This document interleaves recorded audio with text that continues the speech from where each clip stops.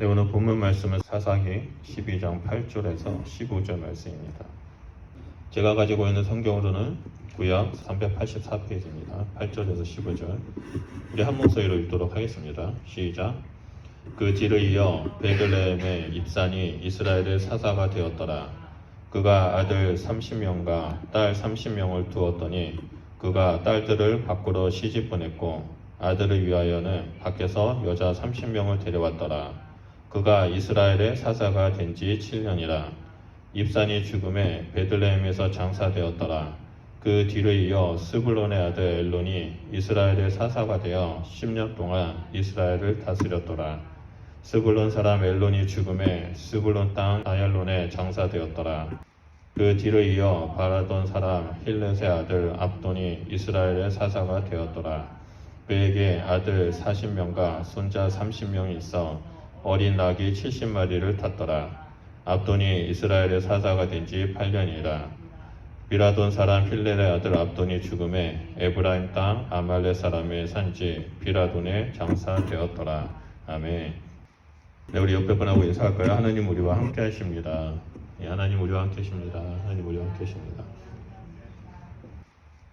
오늘 말씀의 주인공은 사사 삼총사로 잘 알려진 입산, 엘돈, 압돈입니다. 사사기에는 총 12명의 사사가 있습니다. 이 12명의 사사 중에 오늘 주인공인 입산, 엘론, 압돈은 9번째, 10번째, 11번째 사사입니다. 사사기에 나오는 사사들의 모습을 보면 세 종류의 사사가 있는데요.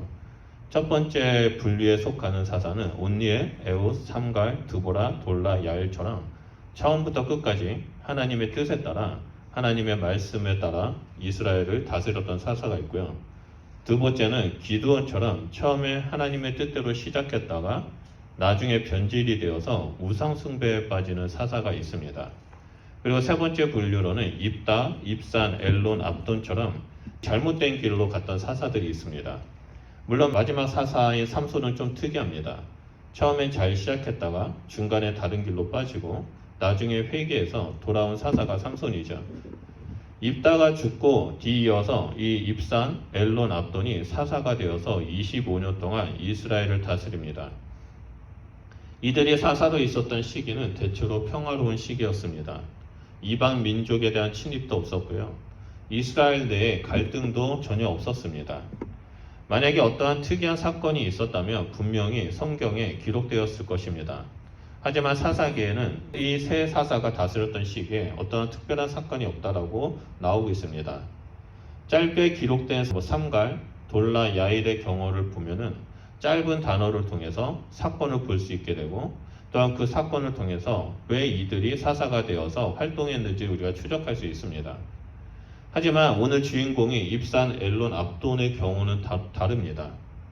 그들은 평화로운 시대에 사사가 되어서 활동을 했는데요. 어떻게 활동했는지에 대한 내용이 나오지 않습니다. 입산과 압돈의 경우는 자녀가 많았다. 그리고 죽었다가 끝이고요. 엘론의 경우는 사사가 되었다. 죽었다가 끝입니다. 성경을 연구하는 사람의 입장에서 입산, 엘론, 압돈의 삶을 이제 추적하고 공부하고 여러 자료를 봐도 이들에 대한 이야기가 나오는 것은 거의 없습니다. 그래서 이들을 주인공으로 해서 말씀을 전하는 것이 결코 쉽지는 않습니다. 그동안 저는 부르심과 믿음이라는 관점에서 이 사사들의 삶을 살펴봤습니다. 도저히 이 사사 삼총사를 통해서 부르심과 믿음의 삶에 대해서 알 수 있는 방법이 없었습니다. 히브리어 원어 성경을 보기도 하고 여러 교수님들이 학자들이 쓴 논문을 찾아서 읽어봐도 도저히 감을 잡을 수가 없었습니다. 다른 목사님들은 이들에 대해서 어떻게 설교를 하셨을까 좀 찾아보기도 했는데 유튜브를 찾아봐도 동의가 되는 부분과 되지 않는 부분도 있었습니다. 여러 경로로 이제 말씀을 보고 말씀을 연구하고 묵상하면서 믿음과 부르심의 삶에 대해서 살펴보려고 노력했는데요. 아무런 답도 찾지 못했습니다. 그래서 하나님 앞에 나아가서 이 말씀을 들고 끙끙 앓으며 기도하며 묵상했을 때 사명이라는 관점으로 이 사사를 보기 시작했습니다. 사명이라는 관점에서 이 사사들의 삶, 이 본문 말씀을 묵상하니까 조금씩 이들이 어떻게 살았는지에 대해서 보게 되었습니다. 그래서 이 시간에는 그 사명이라는 관점으로 이들의 삶을 살펴보고요. 마지막 때에 살아가는 우리들의 삶이 어떻게 살아야 하는지에 대해서 좀 살펴보려고 합니다. 사사기에 나오는 사사들은 아주 명확한 사명이 하나 있죠. 그것은 바로 이방 민족이든 이스라엘 내부에서 갈등으로 인한 그런 고통 속에 있는 이스라엘 백성을 구원해서 평온케 하는 사명이 있습니다. 그런데 기드온의 아들 아비멜렉 때부터 그 땅이 평온하였더라라는 말이 더 이상 나오지 않습니다. 아비멜렉의 악행이 이스라엘 사람들에게 큰 상처를 주고 평온은 사라졌습니다. 돌라와 야일이 회복을 위해서 열심히 활동했지만 평온케 되었다라는 말이 없습니다. 사사들의 사명은 이스라엘 백성이 하나님의 말씀으로 평온케 하는 것이 그들의 사명이었습니다. 입다가 사사가 되고서는 평온보다는 서로 동서 간의 내전이 일어나고 에브라임 사람들을 확살하면서 평온이라는 단어와 점점 멀어져 갔습니다.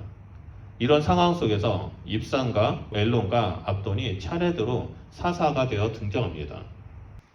이들은 사사의 그 사명감을 가지고 이스라엘 백성을 섬기면서 평온케 하는 그런 사명감을 감당해야만 했습니다. 근데 이들은 자신의 사명을 감당하지 못했습니다. 먼저 사사 입산에 대해서 살펴보면 8절에 이런 말씀이 있습니다. 그 뒤를 이어 베들레헴의 입산이 이스라엘의 사사가 되었더라라고 나옵니다. 여기서 베들레헴은 예수님이 태어난 유다 지파 베들레헴이 아닙니다.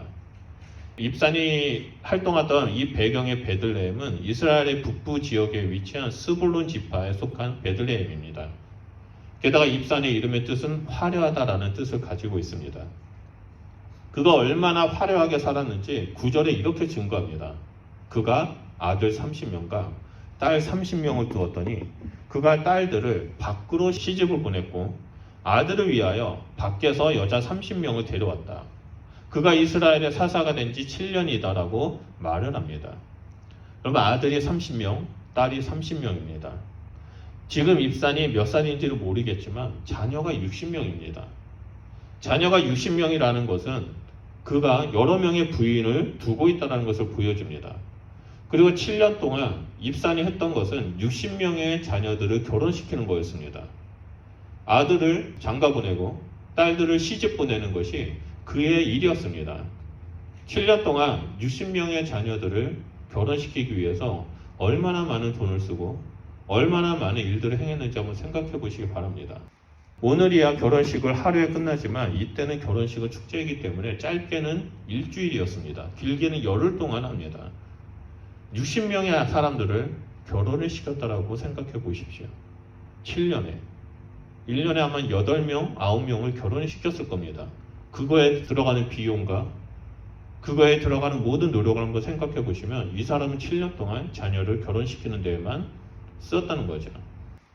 특히 9절에서 우리가 아주 중요하게 봐야 할 단어 2개가 있는데요. 그것은 밖으로 보냈고 또한 밖으로 데려왔다라는 표현입니다. 딸들을 시집 보낼 때는 밖으로 보냈습니다. 아들을 장가 보낼 때는 밖에서 여자를 데리고 왔습니다. 여기서 밖으로라는 말을 이제 학자들마다 주장하는 바가 다릅니다. 어떤 사람들은 다른 지파에서 데리고 왔다. 어떤 사람들은 다른 가문에서 데리고 왔다라고 해석하는데요. 이 밖으로라는 히브리어 단어를 보면 정확하게 타국으로라는 의미가 있습니다.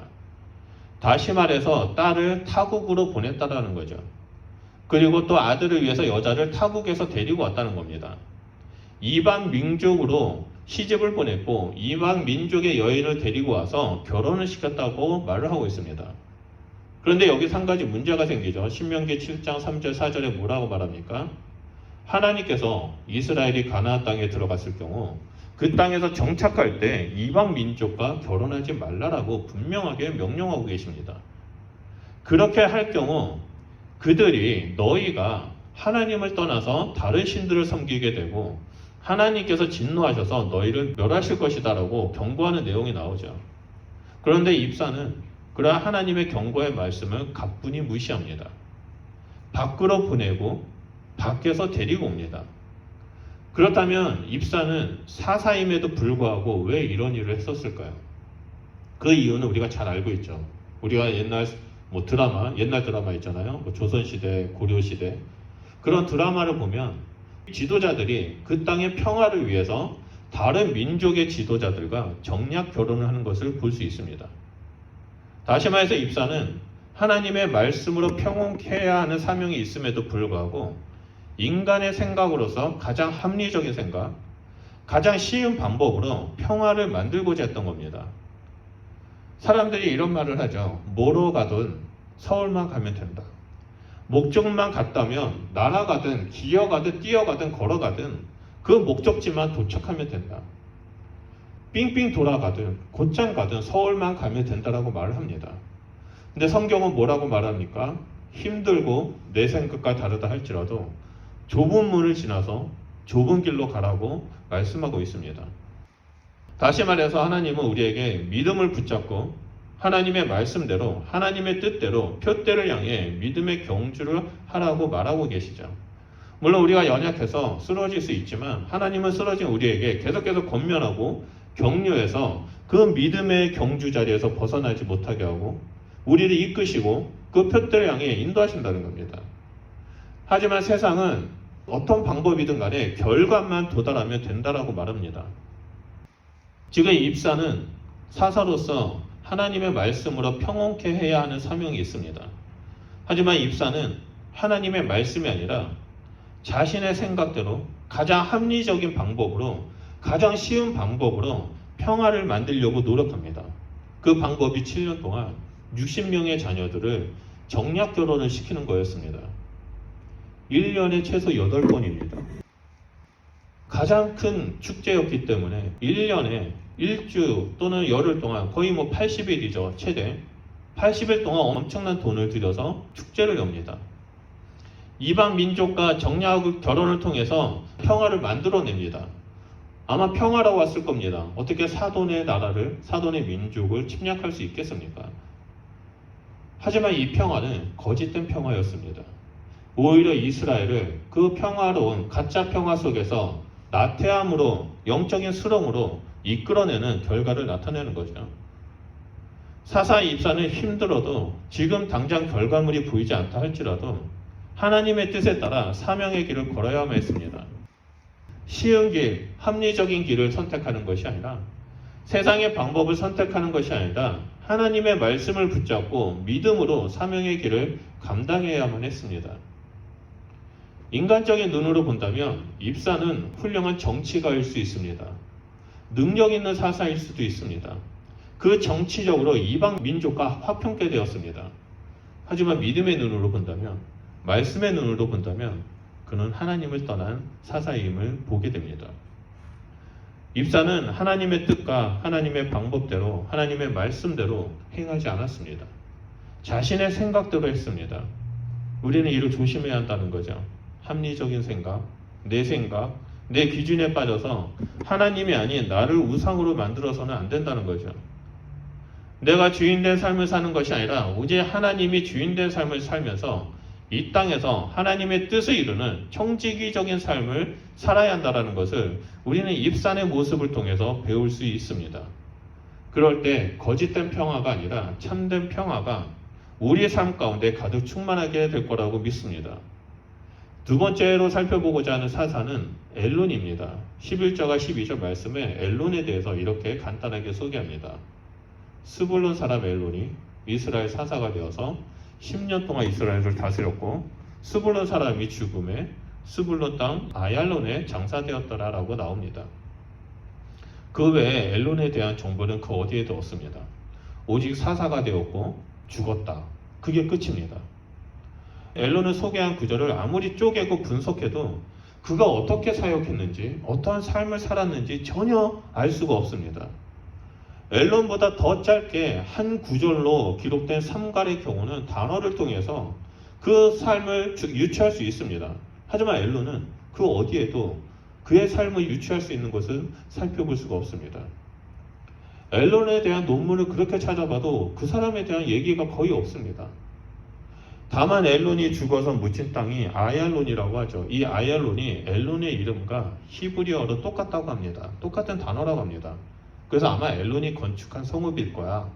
그래서 아마 엘론은 돈이 많은 부자일 거야 라는 추측만 할 뿐입니다.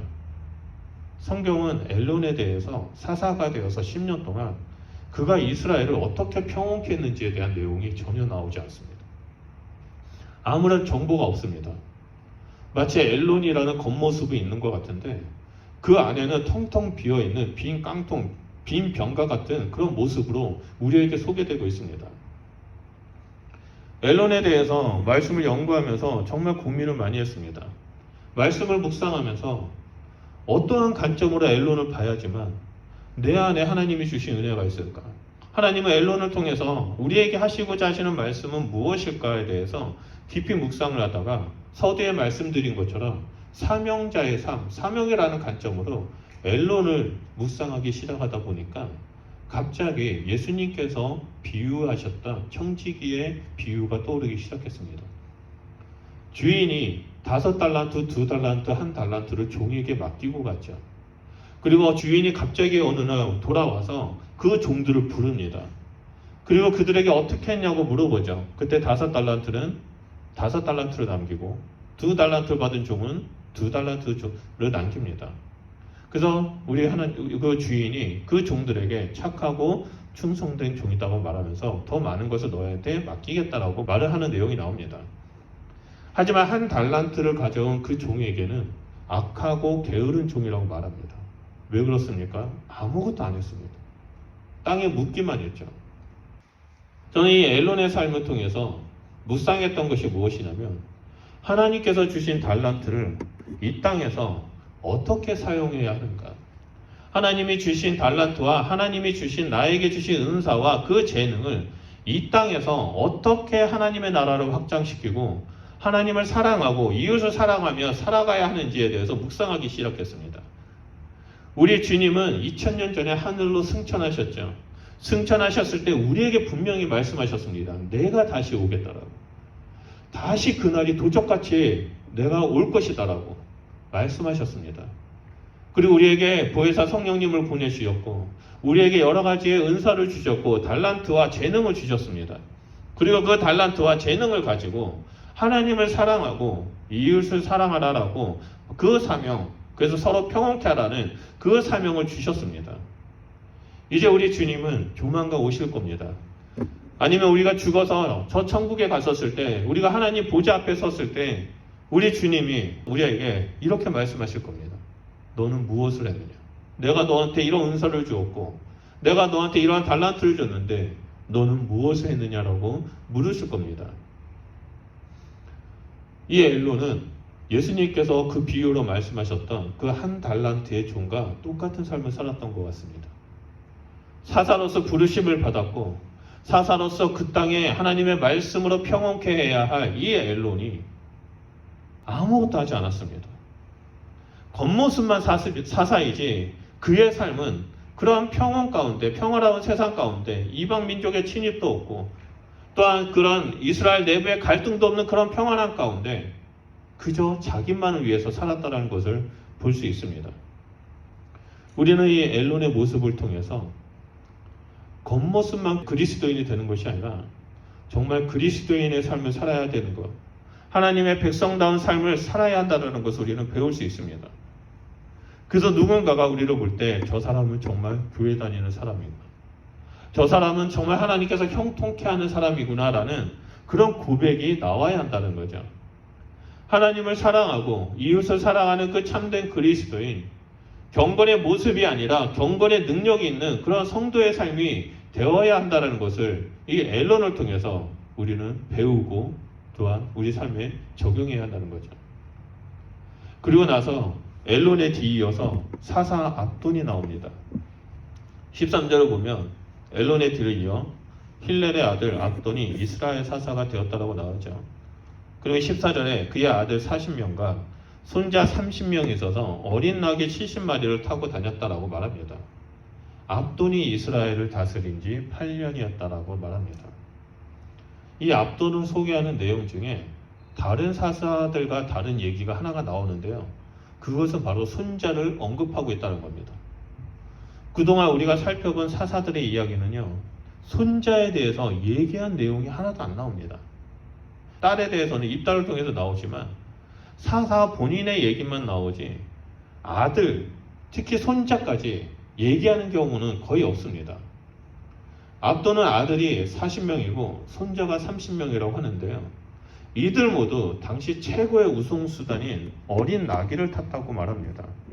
어린 나귀를 오늘날 우리의 관점으로 본다면, 우리의 문화 속에서 본다면 새 차입니다. 새 차. 최고급 명차, 최고급 브랜드의 새 차. 늙은 나귀는 오래된 차겠죠.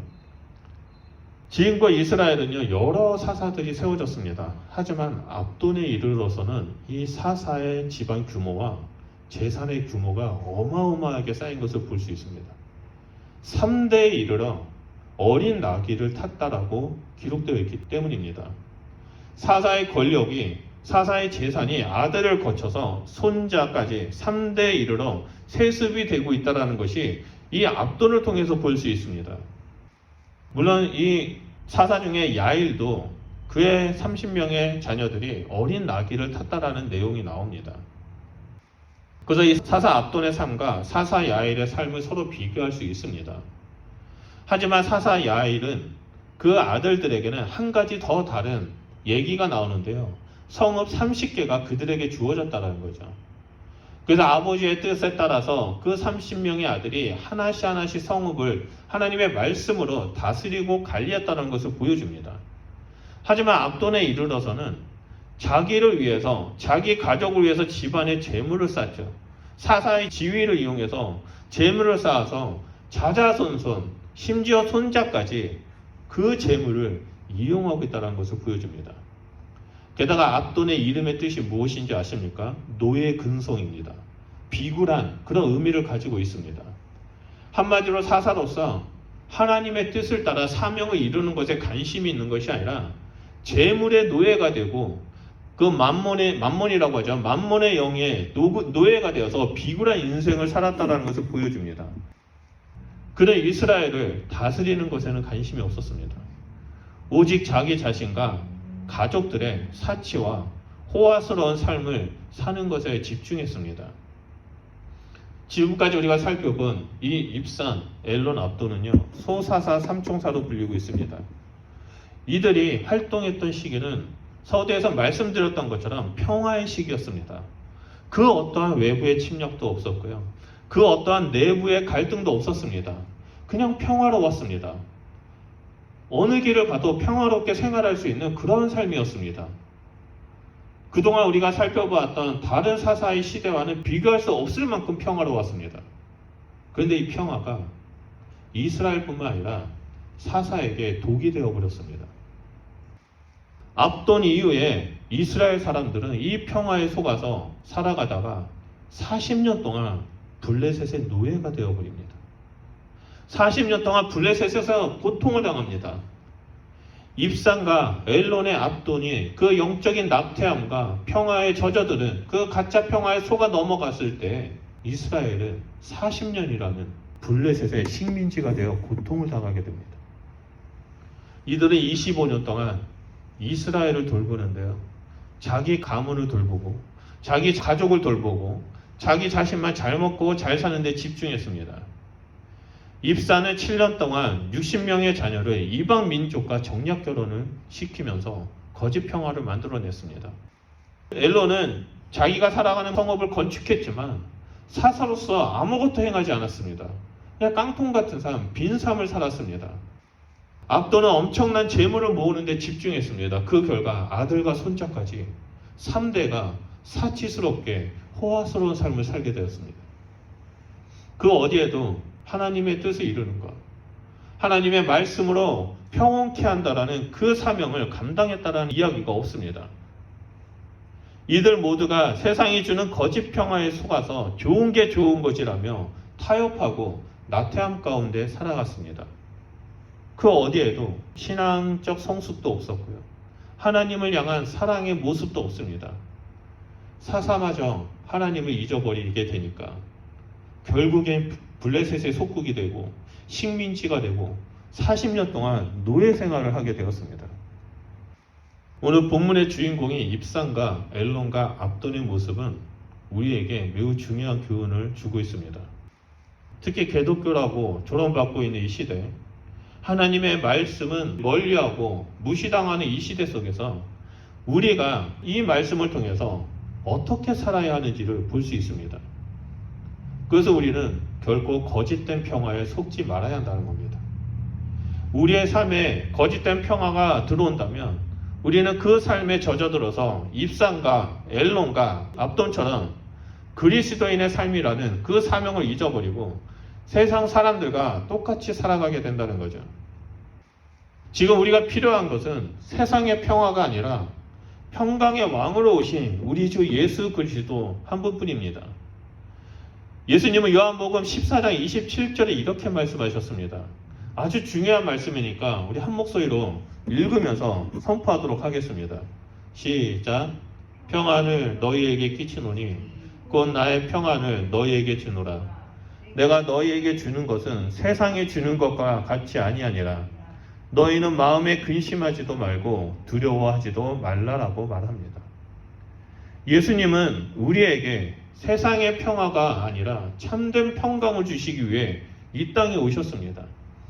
우리에게 세상의 거짓된 평화를 주는 것이 아니라 두려움을 내쫓고 근심을 내쫓는 참된 평화를 주시기 위해서 십자가에 못 박히시고 죽으시고 부활하셨습니다. 그리고 우리에게 평강의 주께서 너와 함께 하시니 평강을 누리라라고 말씀하고 계십니다. 사도 바울은 데살로니가 후서 3장 16절에 평강의 주께서 친히 때마다 일마다 너희에게 평강을 주시고 주께서 너희 모든 사람과 함께 하시기를 원하노라라고 말씀하고 있습니다. 우리는 세상이 주지 않는, 세상이 줄 수 없는 참된 평강을 누리는 자입니다. 그뿐만이 아니죠. 마태복음 5장 7절에 이렇게 말합니다. 하나님의 아들로서 화평케 된 자라는 그러한 사명을 우리에게 주었다라고 말합니다.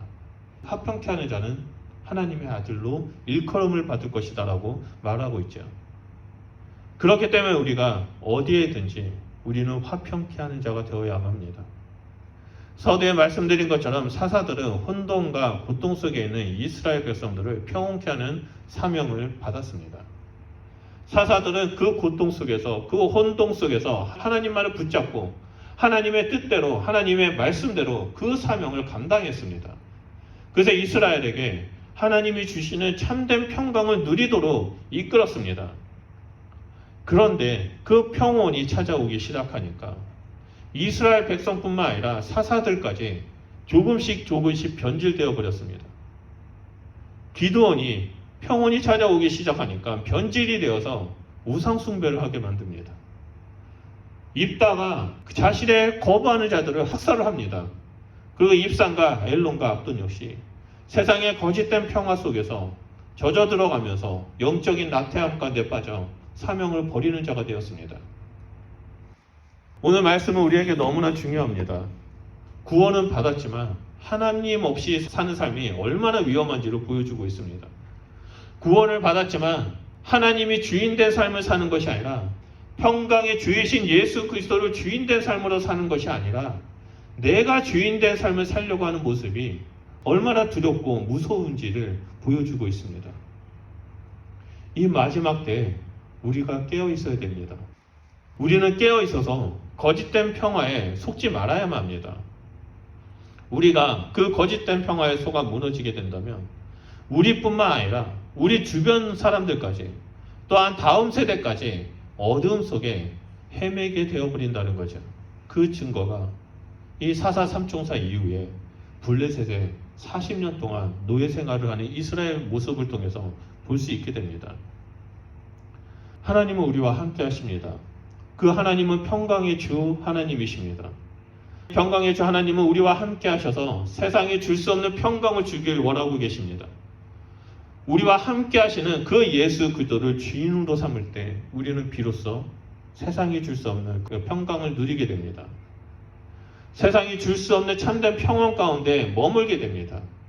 그래서 믿음의 길, 사명의 길을 걸어갈 수 있게 된다는 거죠. 저는 오늘 함께 예배드리는 우리 성도님들 단 한 분도 빠짐없이 모두 다 우리 주인 대신 예수 그리스도를 따르는 삶을 사는 자가 되시기를 간절히 소원합니다. 그래서 평강의 주 예수 그리스도와 늘 함께하면서 그 믿음의 길, 사명의 길을 걸어가는 자가 되기를 간절히 예수 이름으로 축원드립니다. 주님만이 우리의 평강이십니다. 주님만이 우리의 삶의 주인이십니다. 이제 주님 오실 날이 얼마 남지 않았습니다. 주님은 분명히 우리에게 물으실 겁니다. 여러분들은 어떻게 대답하시겠습니까? 우리 이 시간에 다시 오실 주님을 기억하면서 그 평강의 왕이시자 평강의 주이신 그 예수님 앞에 좀 나아갔으면 좋겠습니다. 그래서 주님, 저는 이 마지막 때 평강의 주 하나님을 기다리겠습니다. 오직 평강의 주 하나님 앞에 온전히 서 있겠습니다라는 그런 마음으로 찬양을 드리고 기도하도록 하겠습니다. 우리 찬양하겠습니다.